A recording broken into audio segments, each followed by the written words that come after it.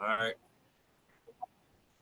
And we're back with the members of Insurreal. I'm going to ask them about the next question for the interview, which is, what are some of your favorite moments when on tour? So we haven't been on tour yet, but we're happy to share favorite gig moments. Oh, hell yeah. Like, would you be okay with that, Craig? Yeah, that's fine. So, I would say last year we played a show at Arlene's Grocery, and I had some liquid death cans, and I revolved a little bit of my stage banter around the liquid death. And I told them the thirst is sponsored by Liquid Death, and some guy in the audience was like, "Murder your thirst," and then like I had like one more can of Liquid Death. I told him I'm gonna drink it up and get ready, and then everyone was like chug chug chug chug chug chug chug until I fucking 86 that can. That was a really awesome moment. And that was the same show that I remember our friend Matt like ran up stage because like the kick drum was like going. Oh, yeah. Yeah. Forward, and he like saved that song by like pushing it like. Yeah, I think that's up on the Insurreal Instagram. And we have the shows that we played up on our YouTube channel as well. Yeah, we have a YouTube channel.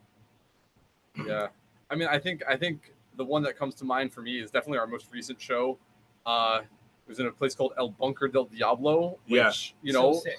yeah, it's exactly how it sounds. You know, that the name fits it pretty well. Yeah.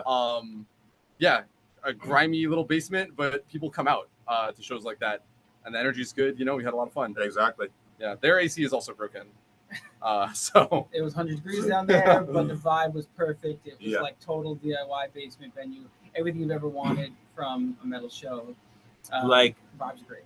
Like it was really hot, but I was really glad that I did not faint mid-set, to be honest. We stayed hydrated. We were smart.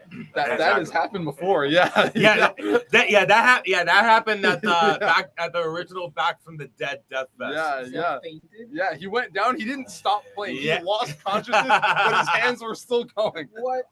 Yeah. We cannot make this fucking shit up. How dehydrated were you? Jesus. Yeah, like that literally was what the fuck happened. Like it was like opening song, and like in the middle, I fainted. Luckily my pedal board and my guitar were still intact. Yeah, and that was a really hot day in an outdoor venue. Yeah, that did not survive any long. It brought a resurrection to local shows in New York City. Like right. after the pandemic was like going down a little according to guidelines, but like that's one of the moments that I would definitely remember in the books. Stay hydrated. Yeah, that's gonna be our advice for bands performing like if you're performing outside when it's like hot as fuck and like the heat is dry, definitely stay hydrated. Definitely stay hydrated. Go for the meme. Oh yeah. You guys either or. Sorry, go ahead. Okay. Yeah, we're good. Okay. What I was gonna say is, if you guys are okay with it, can I get your drummer to answer this next couple of questions? Of course. Who got you started in the drums, as in your favorite drummer when growing up? So growing up, me and the people I was jamming with when I was a kid, we were all really into Mastodon, Gojira, and of course the big four of thrash, but to me mainly Slayer. They were my favorite. So all of those bands were really influential when I first started up on drums. As I got older, I got a lot of influence from bands like Revocation and Death. So all the drummers from those aforementioned bands were hugely influential to my playing. Great. This next one's really going to something get you thinking a bit. Please give some drum tips or advice for starting out drummers. Okay. So for people starting out on drums, first off, what an instrument to start off on, right? It's incredibly loud, unless you're playing an electric kit, but that doesn't count.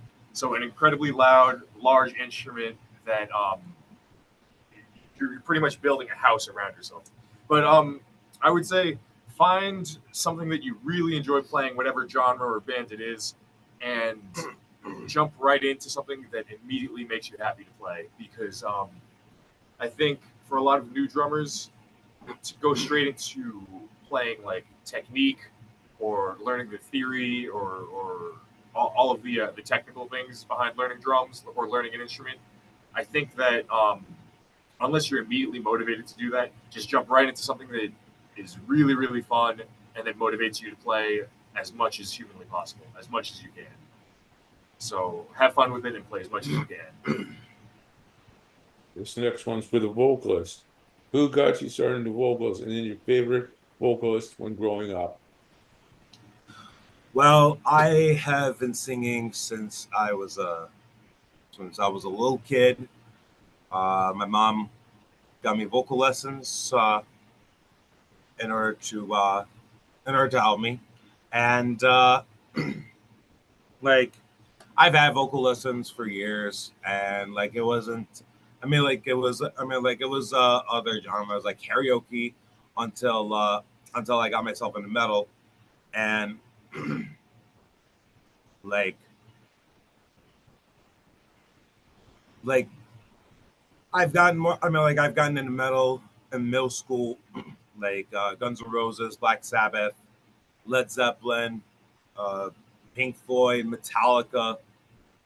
I mean, my tastes have been pretty diverse. I mean, like as a kid, I've been listening to Aerosmith because of my dad's CD collection with Pink Floyd and Led Zeppelin as well. Like I've had a compilation of Aerosmith, and I would sing the living shit out of it on the bus, some annoying some kid.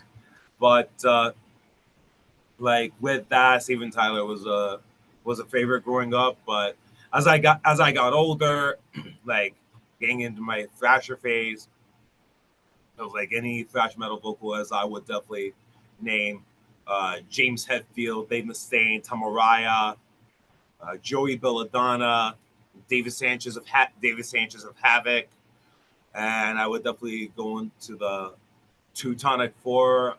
There would be Schmear of Destruction, Mile Petrosov, Creator. Uh, I forgot the name of the guy, but he's the Angel Ripper from Sodom. Gere from Tankard, and as like in high school, I've been getting more into like other genres of metal. Matt Tuck from Bullet for My Valentine, also Howard Jones of Killswitch Engage, Tim Lambesis of As I Lay Dying until I heard about like what he did, and it's like I could list a lot of these influences, but like one of those influences that stood out to me like in melodic death metal will always be Alexi Laiho of Children of Bodom. May he rest in peace. I am so glad I got to catch him once, like while they were touring with Megadeth and Suicidal Tendencies and Havoc. And like as I got more deep in the rabbit hole, I mean, like in high school, it was Alexi Laiho and Ole Ekman of Deal's Death. Like that, Deal's Death was around for 3 albums before their dissolution, but I missed the living shit out of that band. Like that's an underground, lesser known melodic death metal band. Like in either Sweden or Finland, I gotta check. But like as I was getting myself deep into the mellow death rabbit hole, like it's been with Mikhail Stan of Dark Tranquility, Milo Sevonen of Insomnium, and of course, you can't forget Jukka Pelkonen of Omnium Gatherum, and it's like everyone's definitely everyone's favorite would be Trevor Sturnad of the Black Dahlia Murder. Also, may he rest in peace. And let's just say that my vocal influence is a little more palatable, but with their help, like they've been pushing me to showcase like my full extent, my full range of my vocal capability, and I still gotta practice a lot.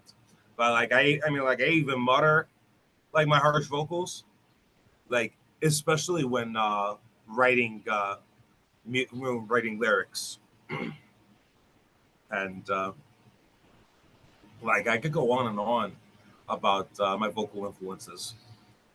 Little known fact: Zev has perfect pitch, Yeah, which is great. I'm so jealous of. And like I didn't know that until like we had one singing section of just a bunch of oohs and hums. Yeah, and he's just like it's like I could tell whether a note is flat or sharp. And you just like busted out this 5-part harmony, and I was like, Yeah, damn, that was so effortless.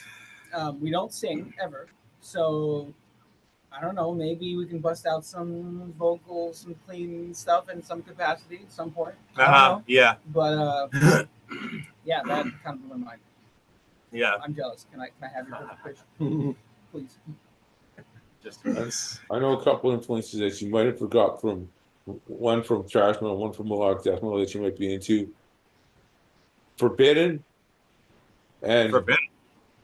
yeah, they're a thrash act. And the other one you might know is Steel Bass Suit, the one what's it called? Shoot. Steve asked. I'm trying to remember the name. They were a great band. Soilwork. Oh, I fucking you're talking about Speed Strid. Yeah, I fucking I love missed a chance to them. interview him for Nuclear Blast Records. nice. And you also interviewed Daniel Freyberg, former Children of Bodom guitarist as well. I believe it was him. It is Daniel Freyberg. Okay. I mean, didn't know like, he was the former Children of yeah. Bodom guitarist. Yeah, I mean, like Freyberg had his own band called Nail Down as well. Okay, Yeah. so I interviewed a guy from Crown Ship that you might have seen the interview. Yeah. Also, another one I did that you would have been jealous of. I have the audio version of it up on Mixcloud. Smear of Destruction. Yeah, nice. I also interviewed Paul Blitz from Overkill. Nice. I nearly forgot In Flames. Yes, I was Anders Sweden. the Kings. Do you know of At the Gates? Yes. Oh, They're Thomas- another good one. Thomas Lindberg. Thomas Lindberg also did vocals for the first 2 Night Rage albums as well. Nice. Yeah. I'm gonna show you guys a little something. Nice. Doesn't that sound a little bit like At the Gates? Yeah. I got to highlight him, but I can also adapt to stuff that's like black metal, like Vampire Throne of the Beast. Yeah.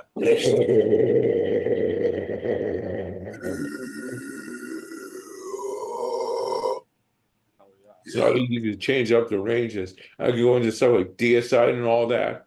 I could go into Yeah. Brutal Truth. You're talking about Glenn Benton, right? Yep. And I can also do Joe Protect, the old guy. Not the new vocalist from Broken Up, but the old guy.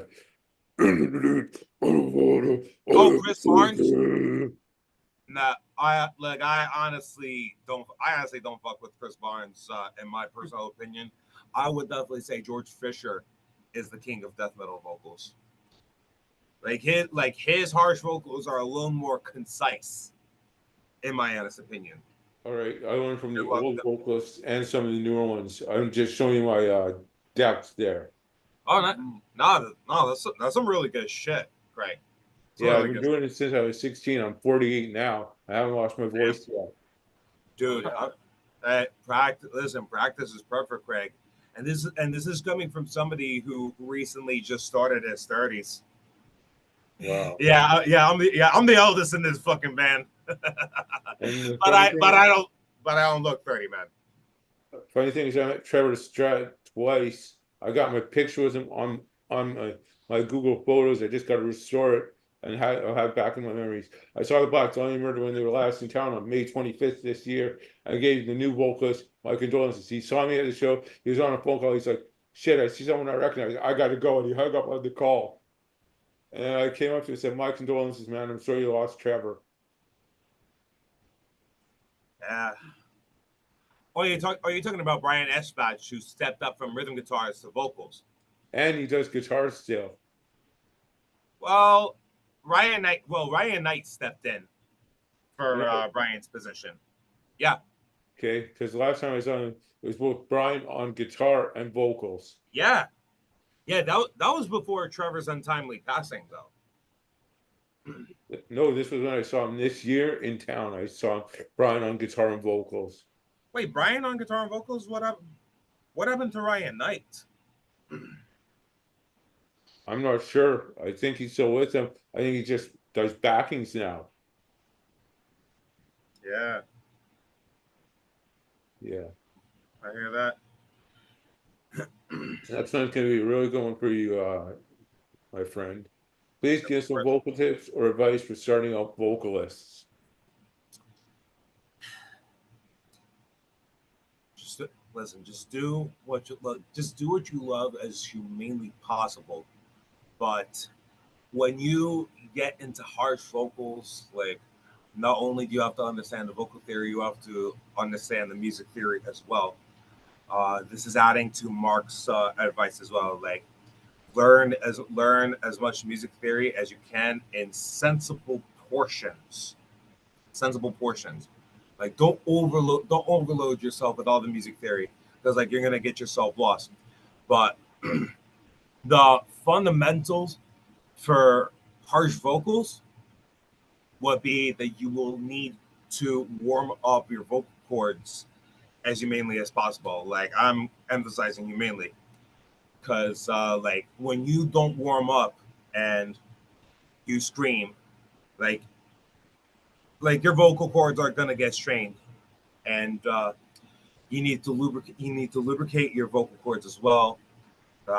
Be it lemon, ginger, or peppermint with extra honey, and you could and like I would also recommend honey lemon lozenges as well, or honey loquat.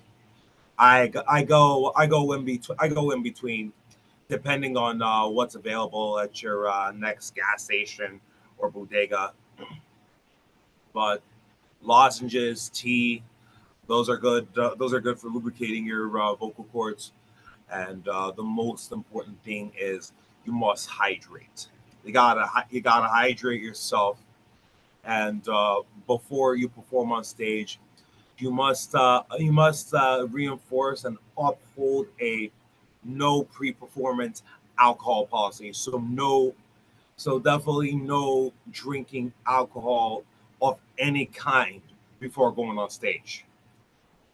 That's guaranteed for the best performance possible. And this is a policy that I uphold for all of Insurreal, like since the inception, because like when you perform on stage drunk or like sloshed, like your performance is not gonna look all that good. And this is something that I've learned when I was in a previous band. But when it comes to vocals, I'm still gonna emphasize on practice and hydration. I mean, like you're not gonna be able to get this figured out 1, 2, 3 unless you have that shit figured out. But regardless, practice and hydrate yourself. Those are the key fundamentals that I go by. This next one's for the guitar player. Please give some guitar. Oh, almost missed We're, one. bo- Who? no. Kevin and I were both guitar players. So I mean, like I do guitar. I multitask guitar and vocals. So you could definitely ask me and Kevin the next question. All right. The next one was going to be, please give some guitar tips or advice for starting out guitarists. If you, Kevin, you got something to say, or would you like for me to say it? Yeah, I mean, similar to Mark and what you said, like, just start and don't worry about like getting too in the weeds. Really, just do what excites you. Exactly. Like, whatever your influences are, your favorite bands, just start. Like, my first love was AC/DC, and we all know that stuff is pretty easy, but it was great to cut my teeth on and make me learn to play guitar. And then I can learn some more challenging solos and like you can learn their feel and just like whatever excites you, like just jump in and do it. I mean, AC/DC at Green Day, like such easy stuff at first, and then like Metallica, you know, and you just like build up and just start like learning what excites you. Yeah, like I've had guitar lessons for the first couple of months, and then like I went on to teaching myself the rest, and I pick up songs by ear rather than just read tab, because well known fact, I've played piano and I was privately classically trained, and I've done sight reading. So with that piano training, I was able to sight read some guitar tabs as well. But I'm mostly an ear player. So I pick things up by ear, and then like I practice it. Yeah, So there's a lot to be said about learning about stuff by ear. exactly. I mean, tabs are great. Like, I'm not going to trash tabs. I use tabs all the time. But when you learn things by ear, it trains your ear more to understand how to play your instrument and kind of the mindset of what your favorite artist might have been thinking when he was writing those riffs. And yeah, it could help you. It's harder at first, so like don't think that you have to learn things by ear, especially when you're starting off. But just try it out and try mixing it up and see how it feels. You might surprise yourself and be like, oh, I got that by ear, and oh, it's really cool. And like you might find out multiple different ways to play the song. You guys good on that one now? Yeah, we are. Who got you started into guitar and then your favorite guitarist when growing up? My favorite guitarists. I got a couple of favorite guitarists, but I would definitely say James Hetfield. I would definitely say the guitarist of the Big Four, and Alexi Laiho, of course, and Marty Friedman of Megadeth as well. Like his solos were fucking. Yeah, his solos are like fucking challenging as shit. Oh yeah. Yeah, like the entirety of Rust in Peace, like that shit's challenging. Like the album itself, and then like a lot of shit was challenging. A lot of the guitar solos were challenging at first until like I developed the ear, and like with that ear, like it developed my technique. But I would definitely say Marcus Vanala's solos are a bit challenging at first, but not as challenging as Brandon Ellis's lead work, like especially with Black Dahlia. So does your other guitar player want to add anything to that question? Yeah, I mean, when I was starting off, you know, I was 11 years old. Angus Young of AC/DC and like Metallica, both guitarists. Those were my favorites. Sinister Gates, Avenged Sevenfold. That was a big one for me. And then when I was 14, Trivium really opened doors for me. They were one of my biggest influences. Once I heard Trivium and I learned like Ember to Inferno was my first song. I'm like, wow, this style is amazing. I want to emulate that. Still to this day, their solos are ridiculous. So then I got into, that wave of metalcore. All That Remains, one of my biggest influences guitar-wise. Rest in peace, Ollie Herbert. Yes. Now more modern stuff like Born of Osiris is super cool. Basically went from like classic rock to thrash to 2000s metalcore, and now like more like genty stuff.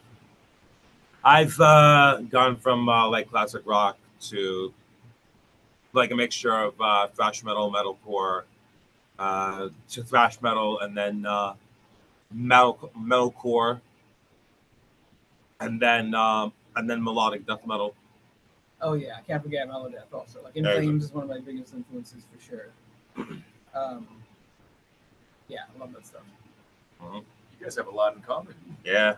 I guess so. We How we just started off, yeah. Yeah, I mean, like I started off at I started playing guitar at 16.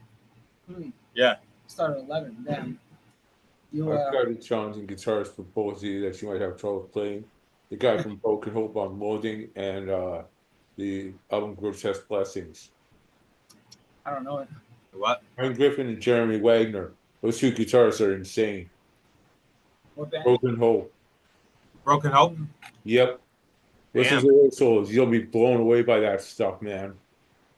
I'll check it out. Always on the lookout for some crazy guitar stuff. Same. This next one's for the bass player. Who got you started into bass guitar? Isn't your favorite bass guitarist when growing up? Early on, definitely Cliff Burton from Metallica. Classic influence, classic Always pick. Metallica. But yeah, as I got into like heavier music, I was a big fan of Steve DiGiorgio from Death.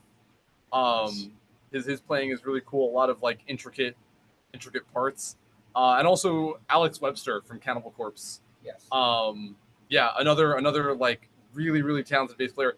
I really like his just the techniques that he uses. A lot of the 3-finger galloping stuff. He's definitely one of the greats. Of late, honestly, there's a band called Wormhole. I don't know the bassist's name. It's I just looked it up. It's Basil Chiasson. I'm not sure if I'm pronouncing that right. Hold up. But Basil Chiasson. Yeah, I'm not sure how to say it, but yeah, his parts are really nice. They're a tech death band, and he's got a lot of melody. He adds a lot of melody in a style where you don't get a lot of that, and it's cool to hear that in the register of the bass. Before we get into the next question, which is also for the bass player, I just want to let you guys know one other technical death band that's crazy, insane, awesome. I've seen them 4 times live. Origin. Listen to the album with Larvae of the Lie on the disc. It's Informatus, Infinitus, Inhumanitus, I believe is the name of the album. Adding to the list. Yeah, what about Beyond Creation? There's some fretless bass playing as well. I've heard them. They're pretty sick. Nice. Yeah, it's like this. Yeah, the song that got me into them is Omnipresent Perceptor. Okay, I'll have to find your discography and get it back into my arsenal. Because I used to have it on one of my hard drives on my computer, but I lost it in a hard drive failure. Damn. I have almost 825,000 songs right now for radio. Fuck. And